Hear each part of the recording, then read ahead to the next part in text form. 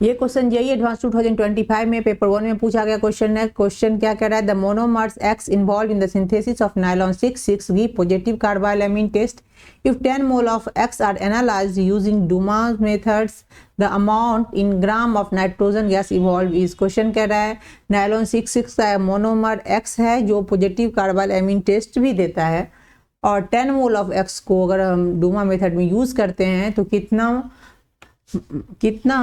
Gram nitrogen निकलेगा, यही question है। तो चलिए बनाते हैं। तो फर्स्ट आपको नायलॉन 6,6 का मोनोमर निकालना पड़ेगा, बताना पड़ेगा।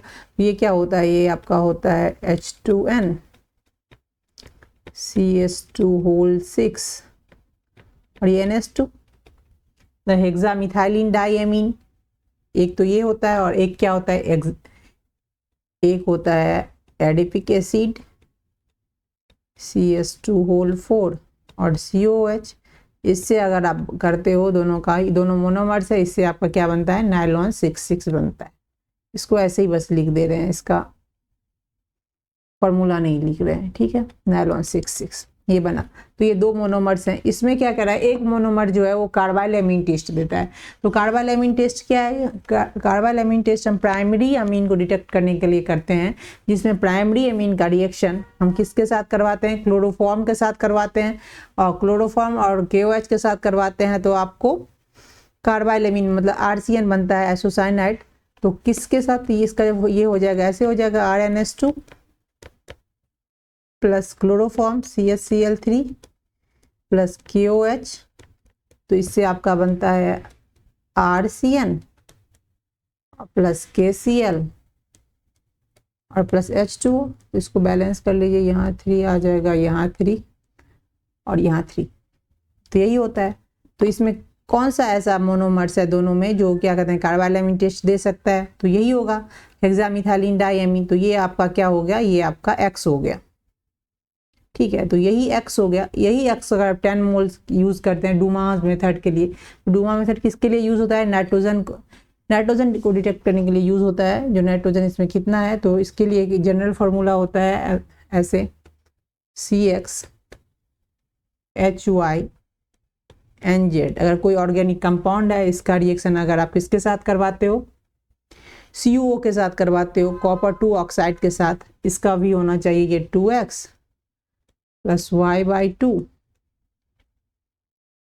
अगर ये इतना होगा तो आपको ये क्या बनेगा, ये आपका बनेगा CO2 XCO2 बनेगा, Y/2 H2O बनेगा, और आपका Z/2 N2 बनेगा। ये 2 है ना, Z/2 N2 बनेगा, और आपका बनेगा यहाँ पे 2X प्लस Y/2 कॉपर निकलेगा।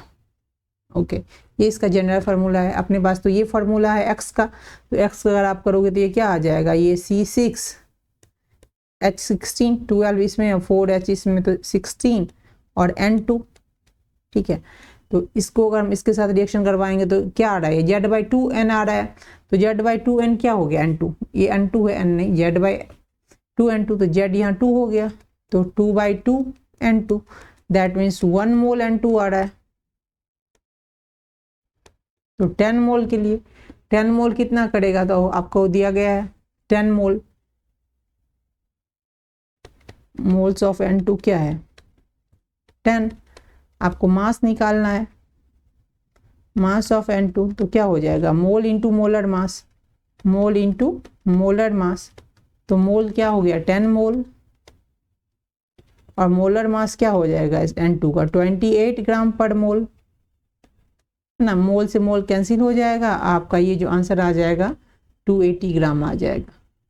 तो ये आंसर क्या यहाँ पे आएगा, 280 gram. This is answer. Thanks for watching.